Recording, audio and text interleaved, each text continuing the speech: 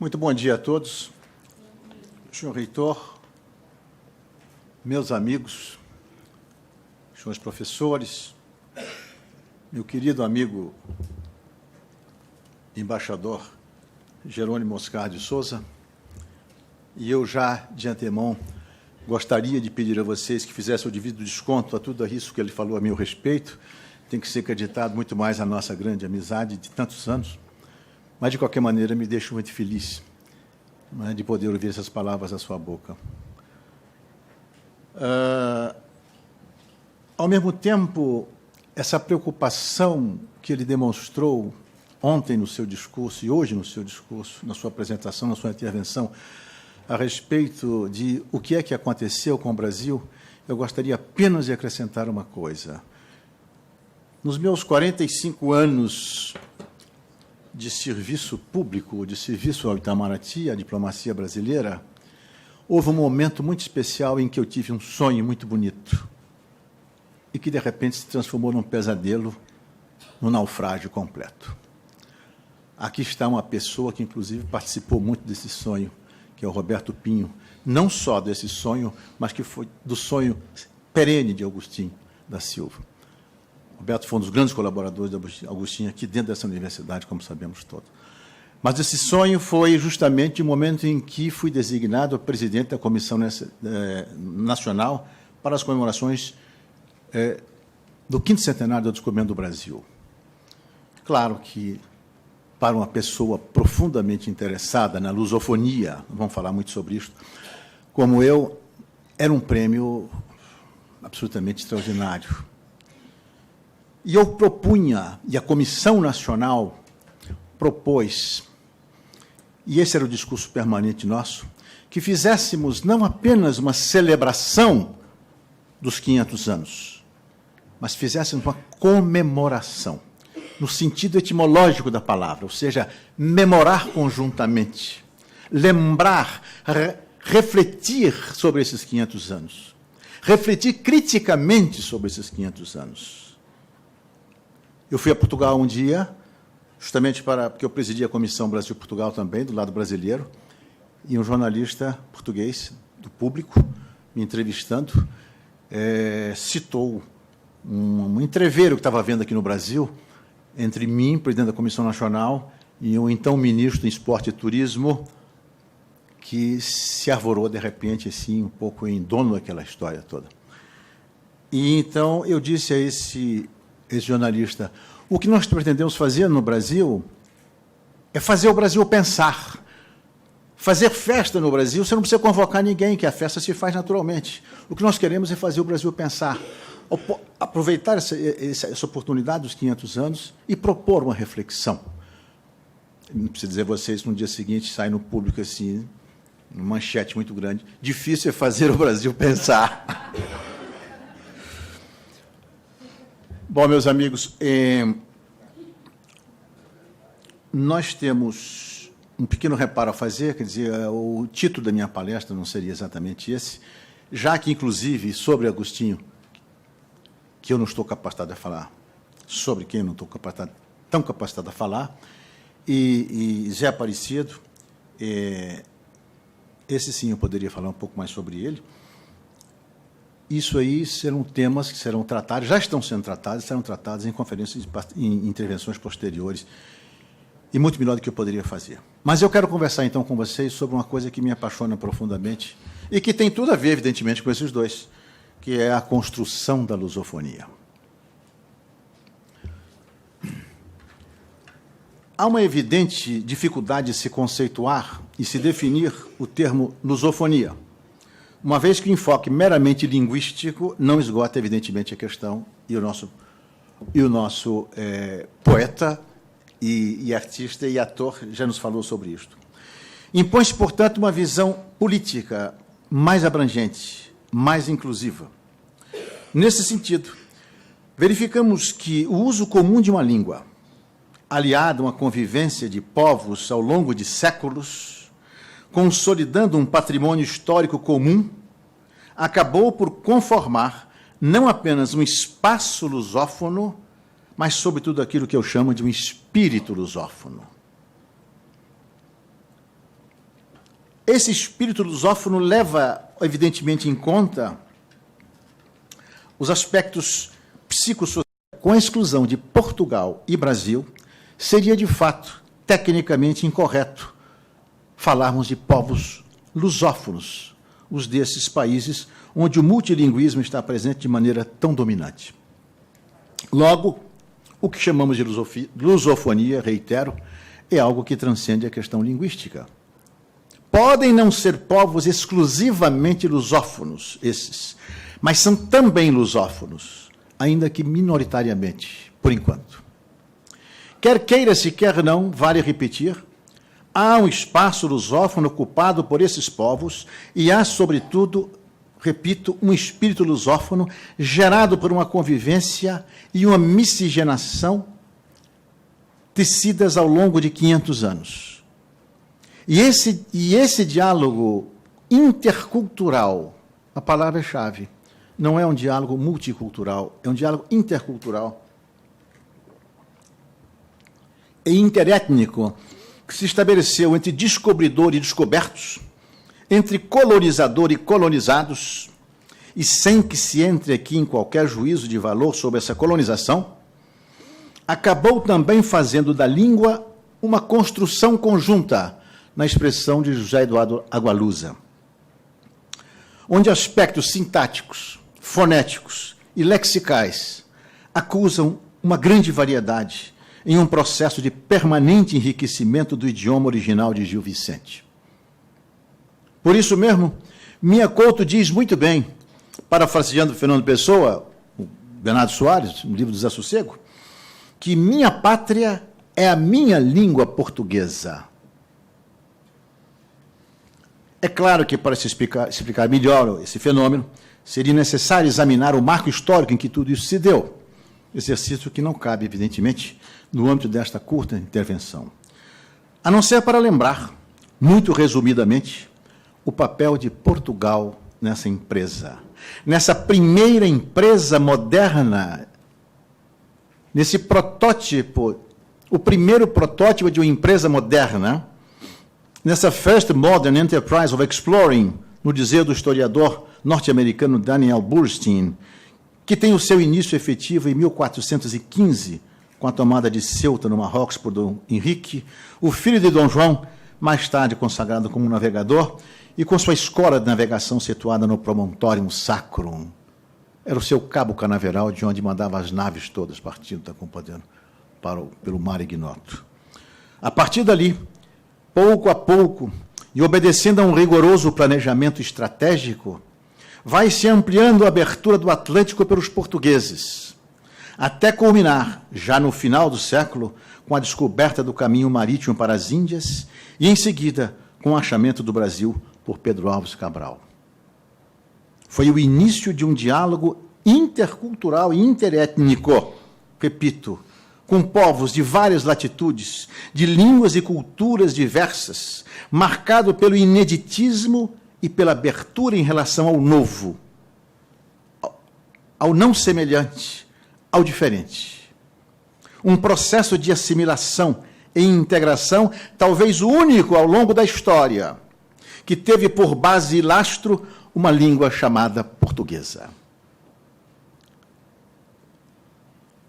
Eu diria até um pouco mais, eu tenho a sensação, de repente, de que os portugueses, nessa grande aventura das descobertas, eles não foram apenas os globalizadores avant la lettre, eles foram, ao começar a tecer essa colcha de retalhos, e esses retalhos eram terras esparsas e gentes esparsas pelo mundo de então, e os portugueses começam a tecer essa colcha e comunicar-se com cada uma dessas diferentes regiões e diferentes etnias. Imagina o Cabral chegando ao Brasil, encontrando os índios aqui, imagina está compadrendo no Oriente, encontrando lá os orientais, os descobridores portugueses, a África toda, a costa da África, ou seja, foram encontrando pessoas que finalmente faziam parte de uma raça só, chamada raça humana, e que habitavam um barco só, chamado Terra.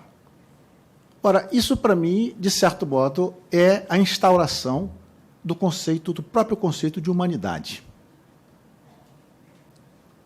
Que antes não se podia falar nisso. Essa incrível epopeia que tanto sacrifício custou ao povo português, ao povo lusitano, que mais que vencer as tempestades, teve que superar as sombras do medo do desconhecido, povoado de monstros marinhos assombrados, de que simples acidentes geográficos como o Cabo Não e o Cabo Bojador eram os símbolos maiores. Esta epopeia teve a fortuna de encontrar em sua própria língua seu incomparável rapsodo.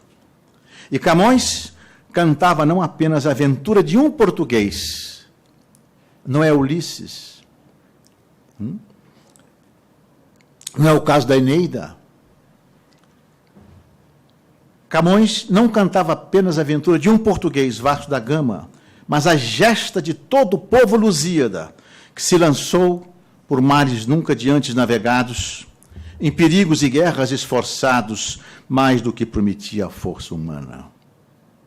E foi outro grandíssimo poeta, já no século XX, se perguntou se tudo isso terá valido a pena. Resumindo em apenas 3 estrofes de 4 versos, toda a grandeza e sofrimento presentes na epopeia vivida por sua gente. Ó mar salgado, quanto do teu sal são lágrimas de Portugal.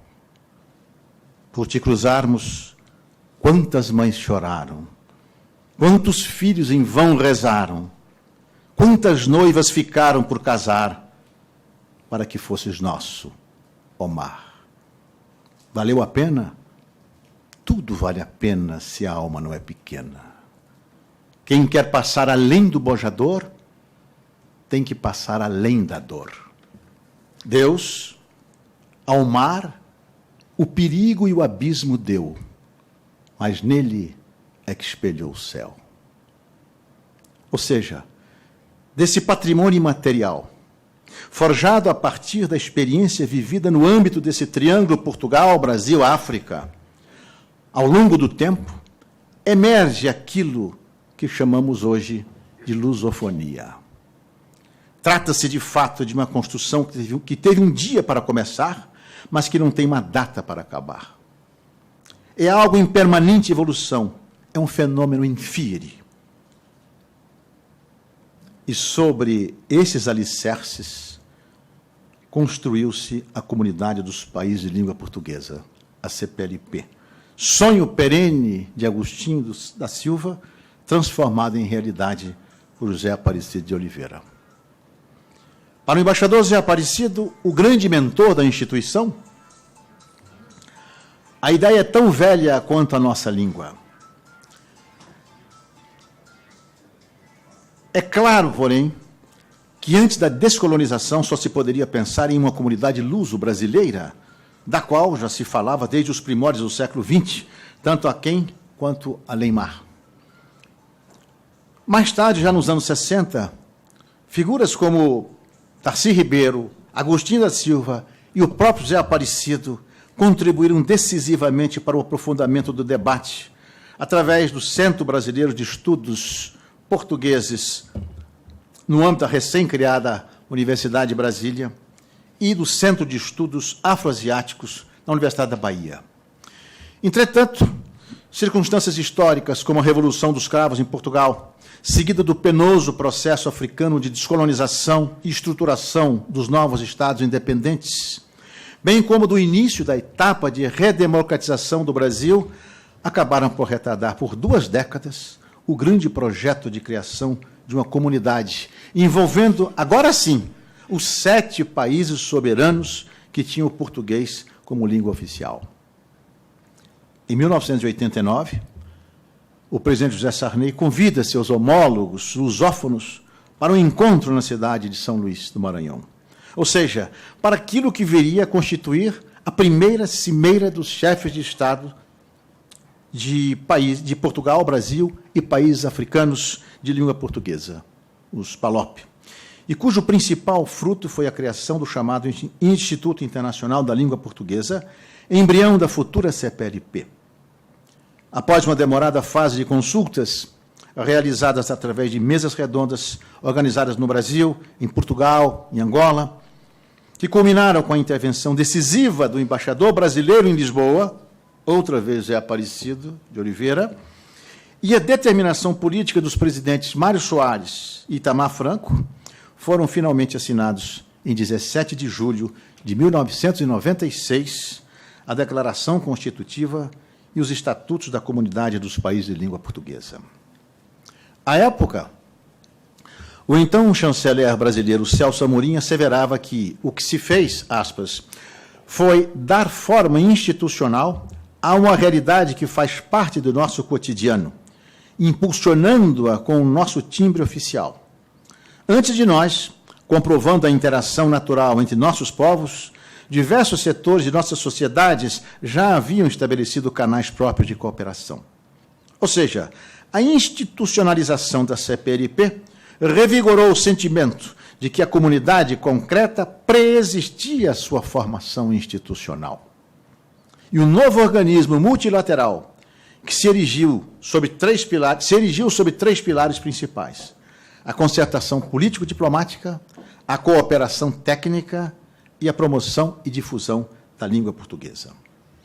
Numa análise muito breve, ao longo dos seus 16 anos, tempo reconhecidamente curto para o nascer e desabrochar de uma organização internacional, a CPLP tem demonstrado um grau crescente de maturidade política e institucional, aprofundando o entendimento entre os Estados-membros e ampliando o diálogo com terceiros países e outros organismos regionais e internacionais. Do mesmo modo, do âmbito da cooperação para o desenvolvimento, multiplicam-se os projetos de grande interesse para os países membros mais necessitados, sobretudo nas áreas da capacitação técnica, da agricultura, da saúde pública e da informatização. Quando se criou a CPLP, a coisa mais natural seria que os países se perguntassem: para quê? Qual é a minha vantagem em tudo isto? José Eduardo Santos, de Angola, já deu imediatamente uma resposta para os povos africanos. Ele diz: o que nós esperamos dessa comunidade é o apoio necessário, para deixar de lado a retórica e realmente começar a promover e ajudar e apoiar o desenvolvimento dos povos africanos. Portugal não disse nada, mas não seria necessário dizer. Portugal, na verdade, passaria a resgatar uma presença perdida no Atlântico Sul.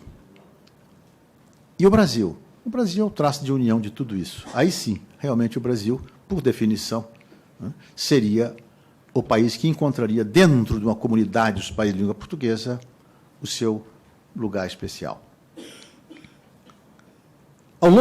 Apesar dos problemas relativos à ausência de mecanismos eficientes no processo de divulgação e consolidação do idioma no próprio espaço intracomunitário, algumas medidas recentemente tomadas não deixam de representar um avanço importante nesse setor, como a redefinição dos objetivos do ILP, Instituto Internacional da Língua Portuguesa, que deverá funcionar como um dinamizador da política de promoção linguística, e a fixação de iniciativas importantes envolvendo a promoção do português nos organismos internacionais, o treinamento sistemático de professores e projetos de divulgação do idioma através de redes eletrônicas e da mídia internacional.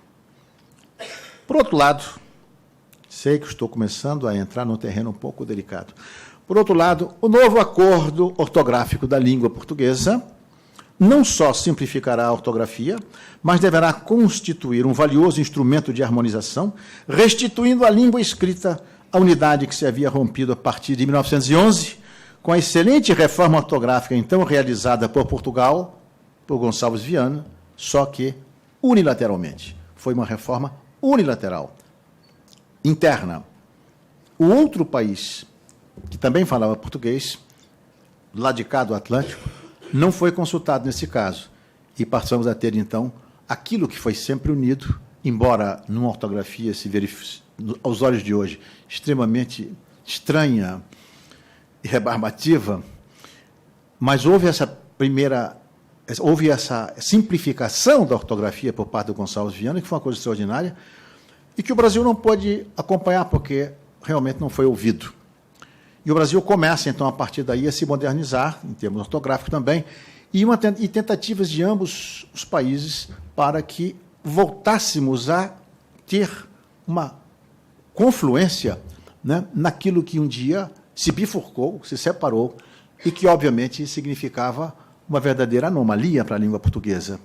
Termos uma língua só e duas ortografias, atenção, duas ortografias oficiais e excludentes. Esse é o problema. O que é errado em Portugal é certo no Brasil, o que é certo no Brasil é errado em Portugal. E outros países de língua portuguesa também, que seguiam a ortografia portuguesa.